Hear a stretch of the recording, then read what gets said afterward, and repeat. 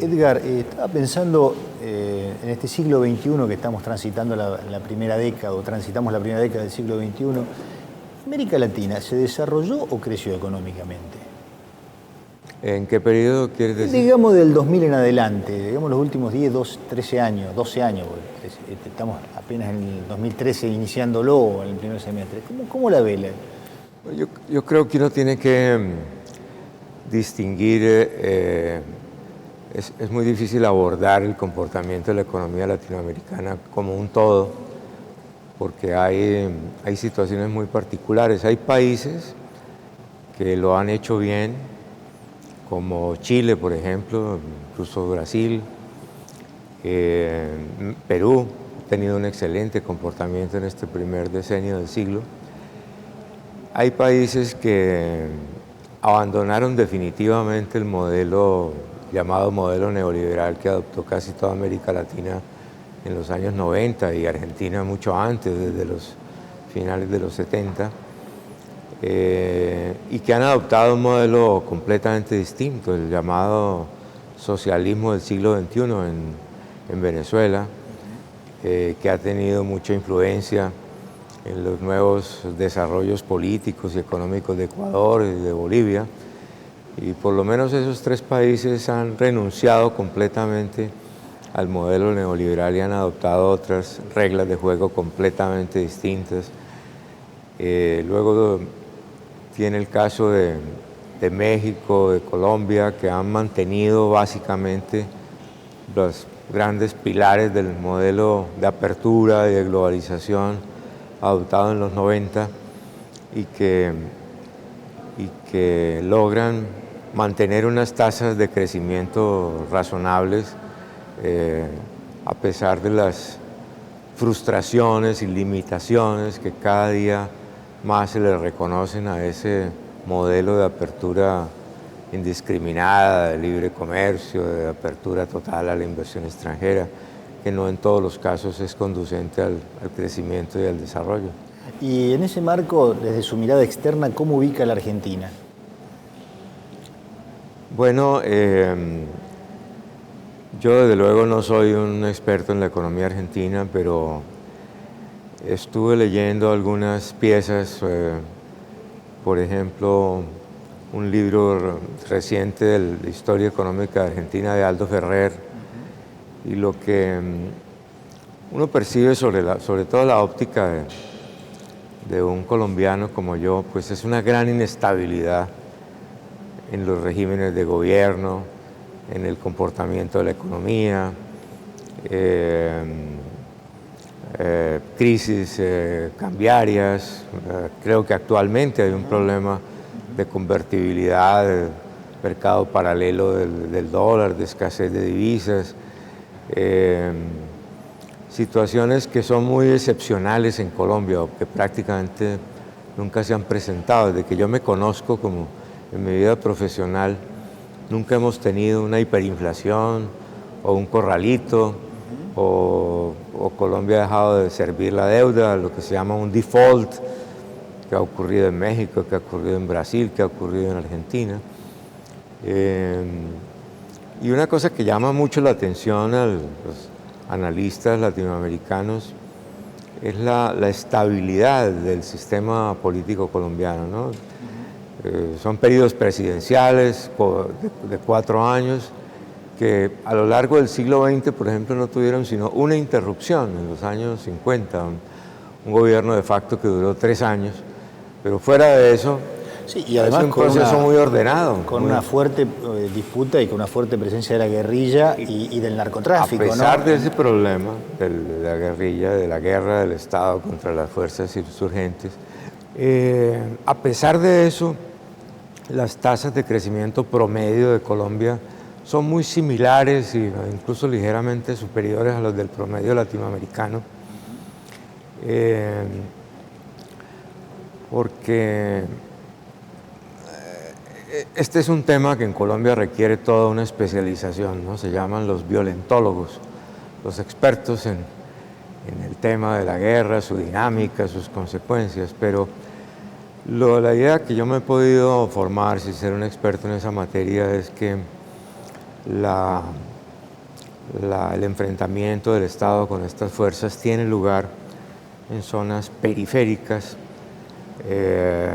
por fuera de lo que en Colombia se llama el Triángulo de Oro, donde está el 80% de la actividad económica del país en 3 ciudades, Bogotá, Medellín y Cali. Entonces la guerrilla nunca, las fuerzas insurgentes nunca han logrado penetrar y mantenerse dentro de ese cerco estrecho en donde está la actividad económica más importante. Me sorprendió en estos días el inicio de una asociación económica con Israel de Colombia, ¿no? El presidente estuvo allí buscando esta integración que usted dice, este Sí. mundo, ¿no?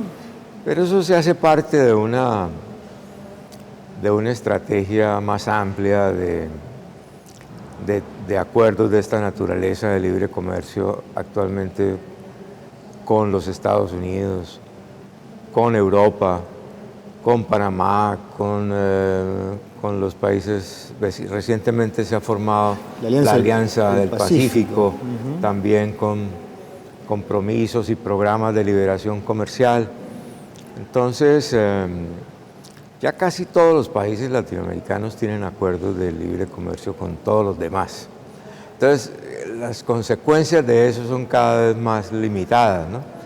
Tanto en términos de expansión del comercio como de otros indicadores, porque el comercio está prácticamente liberado, los niveles de los aranceles es prácticamente de cero. Cuando usted toma en cuenta y suma los efectos de todos esos acuerdos, lo que resulta es que el comercio está liberado. Ahora, ¿y esta Alianza del Pacífico conformada, ratificada días pasados, se contrapone al Mercosur o pueden integrarse? Un Mercosur que, bueno, sabrá que está bastante desintegrado últimamente, sí, ¿no? sí. Bueno, está por un lado Mercosur, por el otro lado un proceso del cual Colombia ha sido líder y bastión desde su creación hace 50 años, que es la Comunidad Andina, son los 5 países andinos. Venezuela se retiró hace unos años, ahora quedan en esa comunidad Colombia, Perú, Ecuador y Bolivia, pero Bolivia también hace parte del Mercosur. Y hay otros procesos, el ALBA, que es el bloque de los países, digamos, de izquierda, que los que le mencionaba que han abandonado el modelo neoliberal, está Venezuela, Bolivia, Ecuador, Nicaragua. Cuba, tratando de impulsar ese nuevo modelo del socialismo del siglo XXI en los países pues, que son ideológicamente afines. Hay también un esfuerzo de convergencia que se llama la Comunidad Suramericana de Naciones. Sí, un banco, también un intento sumar el Mercosur y la Comunidad Andina y hacer un solo bloque, que es una aspiración que tiene América Latina desde los años 60, cuando se creó la LALC, sí, la Asociación Latinoamericana de Libre Comercio, de la cual hacían parte 11 países latinoamericanos. Quizás si vamos un poco más atrás, hasta San Martín y Bolívar tenían esa imagen. Bueno, sí, claro, el panamericanismo de los libertadores, que incluía incluso a Estados Unidos, ¿no? La idea del panamericanismo. Después, en los años 60, siguiendo un poco el modelo europeo de la recién creada Comunidad Económica Europea, se quiso hacer en América Latina una zona de libre comercio con la LALC. Esta LALC sufrió transformaciones, después aparecieron estos islotes, ¿no? De bloques más pequeños de países, y es una asignatura pendiente en la política exterior latinoamericana, volver a conformar un bloque, pero yo creo que ese día está lejano. Es decir, está lejano, ¿no? Está lejano. Hay intereses muy contrapuestos entre los países. Usted marcaba estos países del ALBA que dicen haber dejado o mejor dicho, han dejado atrás el modelo neoliberal, sí, pero después empiezan las disputas internas, porque cada elección interna de un país convergen otros intereses, ¿no? Exactamente, exactamente. Sí, y en los años 60 hasta los 90, prácticamente todos los países latinoamericanos tenían un solo modelo de desarrollo, que era la industrialización. Todos le apuntaban al sector industrial como el sector líder de la economía, y la integración era para promover a escala ampliada ese proceso de industrialización, para intercambiar productos manufacturados. Y digamos, la filosofía de los modelos de desarrollo era muy similar. Industrialización impulsada por el Estado, un Estado desarrollista, intervencionista. Lo que se tiene es un mosaico muy diverso de modelos económicos y políticos. Ahora, y muy difícil buscar una convergencia entre modelos tan disímiles. Y yo le marcaba al inicio de la charla, desde el 2000 en adelante, me parece que hay como una etapa favorable para los productores de materias primas, que eso a América le ha ayudado bastante, me parece, en términos económicos, ¿no? Es decir, sí, tanto petróleo como soja. Creo que la nueva China y la nueva India han tirado de alguna manera diferente, ¿o estoy equivocado? Así es. En los últimos 10 años, el crecimiento extraordinario de China y también de la India ha disparado la demanda por materias primas, sobre todo los energéticos, petróleo, carbón, otros minerales, alimentos. Y ese boom de la demanda china e india pues se ha traducido en precios más altos, y los países exportadores de este tipo de bienes pues se han visto beneficiados, entre comillas, porque es que también en la economía se tiene claro que eso lo planteó tal vez el más grande economista que ha producido América Latina, que era argentino, lo planteó Prebisch hace 50 años, la inconveniencia de basar el desarrollo en la exportación de commodities, ¿no? Porque son situaciones pasajeras.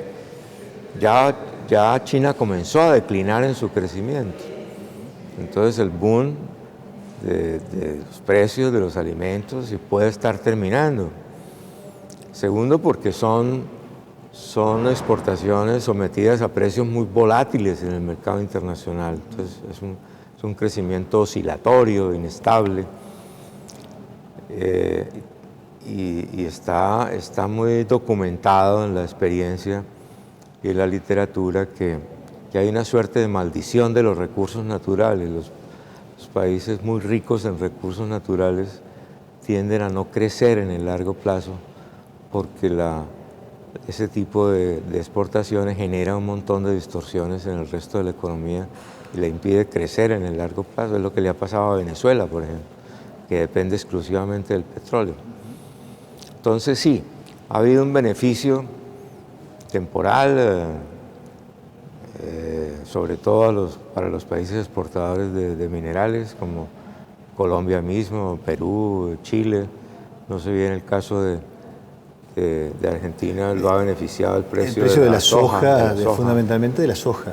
Exactamente. No del petróleo, mejor dicho, no. En este momento le hace mal el aumento del petróleo, porque estamos importando petróleo y gas, nos quedamos sin petróleo y gas. Pero está muy claro, por lo menos para los economistas que compartimos un enfoque, digamos, estructuralista de la economía, que es mucho mejor exportar aeronaves comerciales como hace Brasil, que exportar soja o que exportar carbón en bruto como Colombia, ¿no? Es decir, es mucho más conducente al desarrollo exportar aeronaves comerciales, bienes manufacturados de cierta complejidad tecnológica, que exportar simplemente tabaco negro o carbón en bruto, oro en lingotes, ¿no? Como en el siglo XVIII. Por eso le preguntaba si estamos en una etapa de desarrollo o de crecimiento económico. Me parece que el desarrollo sigue siendo una materia pendiente en varias economías de América Latina, ¿no? En varias economías, el desarrollo medido, pues como usted bien dice, no solo en crecimiento, sino en índices de desarrollo humano, de cobertura de la salud, de la educación, de disminución de la pobreza, de la distribución del ingreso, que es una variable que América Latina es tal vez la región del mundo con los coeficientes de desigualdad en el ingreso más altas del mundo, más altas del mundo.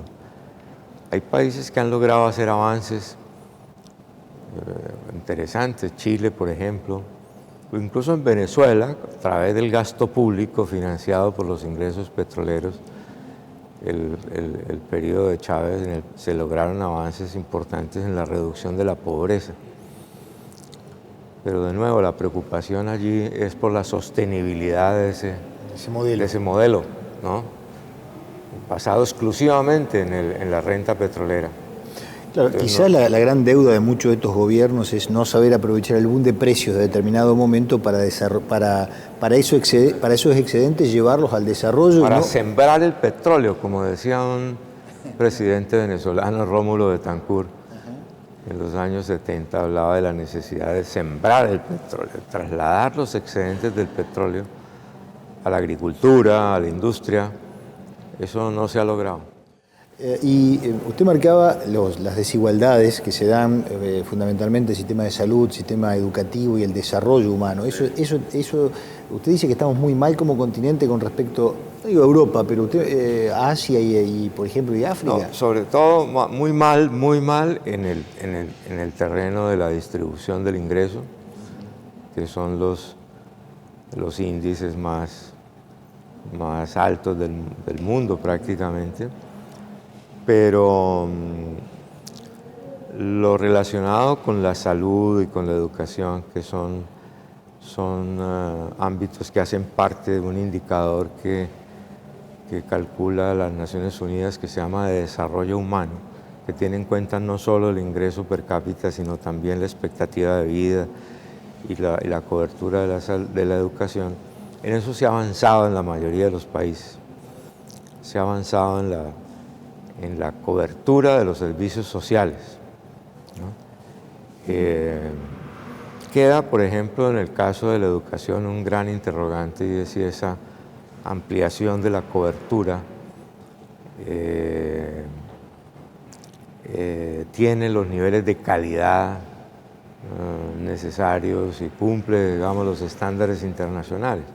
Sobre eso en Colombia hay una enorme y muy viva discusión en este momento, ¿no? No se puede negar que la cobertura de la educación superior, por ejemplo, ha avanzado mucho, pero las dudas muy sentidas son en cuanto a la calidad de esa educación. En esta etapa también, por lo menos desde el punto de vista desde acá de América, desde Argentina, digo, en el extremo sur del continente, lo que se ve es una menor injerencia de Estados Unidos en América del Sur. La discusión es si Estados Unidos se olvidó de la región o la región o parte de la región no quiere que entre tan directamente Estados Unidos. ¿Ustedes cómo lo ven, además que tienen otro tipo de relación con Estados Unidos desde Colombia? Yo creo en algunas actividades y experiencias pasadas de mi vida profesional, estudié más a fondo esas relaciones de Estados Unidos con América Latina. Yo estuve muy involucrado, por ejemplo, en los temas de la comunidad andina en un periodo de mi vida profesional. Ha sido una relación tradicionalmente muy ambivalente, desde aquella pretensión de Roosevelt de incorporarnos a su Roosevelt-Teddy, ¿no? De incorporarnos a la órbita de influencia de los Estados Unidos, del apoyo de Estados Unidos a la secesión de Panamá, que era colombiana, la primera mitad del siglo XX. Después la operación de la Alianza para el Progreso, impulsada por el presidente Kennedy, que era el intento de contrarrestar la influencia de la Revolución Cubana en América Latina, admitiendo, digamos, o concediendo muchos de los principios que inspiraban la Revolución Cubana, la reforma agraria, la necesidad de que el Estado tuviera una mayor intervención, sobre todo en los aspectos de bienestar social. Pero la alianza perdió su camino, como en un célebre libro que analiza ese proceso, y volvió a desconfigurarse esa relación. Después hubo esta iniciativa del presidente Bush padre de un mercado de libre comercio de toda América, ¿no? Bueno, el NAFTA es el acuerdo con México, Estados Unidos y México. Sí, sí, extenderlo hacia abajo. Extenderlo hasta la Tierra del Fuego. En la cumbre aquí de Mar del Plata se terminó rompiendo cuando Chávez y Kirchner la rompen. Exacto. Y claro, luego viene la rebelión, digamos, de Chávez y los otros países que han seguido esa pauta, de Ecuador, Nicaragua, Cuba, y entonces las posibilidades de ese gran acuerdo panamericano pues se desdibujan todavía más. Y bueno, en la actualidad Colombia mantiene tradicionalmente una política exterior que se conoce con un latinajo, que es respice polum, mirando hacia el polo norte, ¿no? Siempre ha tenido una relación especial, muy alineada, digamos, con los Estados Unidos. Muy pocas veces Colombia se ha apartado de la égida de los Estados Unidos en materia de política exterior, pero tiene unos casos completamente opuestos, como el de Venezuela o como el de Ecuador. Que son vecinos de ustedes, además. Son vecinos. La relación con México, como se sabe, también es muy compleja y muy ambivalente, ¿no? Muy ambivalente. Este nuevo presidente mexicano, que se pensaba que era la derecha en el espectro político mexicano, ha resultado tomando unas medidas antimonopolio y unas medidas muy progresistas desde el punto de vista económico y de cierta también independencia con relación a los Estados Unidos, ¿no? Brasil lo hace muy sabiamente, se le reconoce en el contexto latinoamericano, se mantiene con mucha independencia, ¿cierto? Con mucha independencia, pero sin entrar en conflicto tampoco. Ahora, ya para ir cerrando la charla, Estados Unidos pierde la influencia porque dejó de mirar esto para mirar otros sectores, o cree que es una especie de tarjeta roja o amarilla de los propios países de Estados Unidos. ¿Cuál sería su definición? Que me parece que, como le digo, habiéndome familiarizado en algún momento con ese tipo de análisis de la relación, América Latina siempre ha reclamado una relación especial de los Estados Unidos con Sudamérica o con Latinoamérica. Y en los medios que conducen la política exterior norteamericana siempre se ha pensado, desde la primera mitad del siglo pasado, que los Estados Unidos tienen un manifiesto destino universal, que su responsabilidad es el mundo, ¿no? y no solamente América Latina. Y entonces, desde luego, se involucraron mucho más en Corea, en Vietnam, en Afganistán, en Irak, ¿no? Donde están los problemas más candentes y seguramente sus intereses geopolíticos más fuertes también. Entonces no ha tenido en América Latina, digamos, una razón geopolítica poderosa para tenerse que involucrar a fondo como lo han hecho en estos otros lugares, pero por razones de orden geopolítico, ¿no?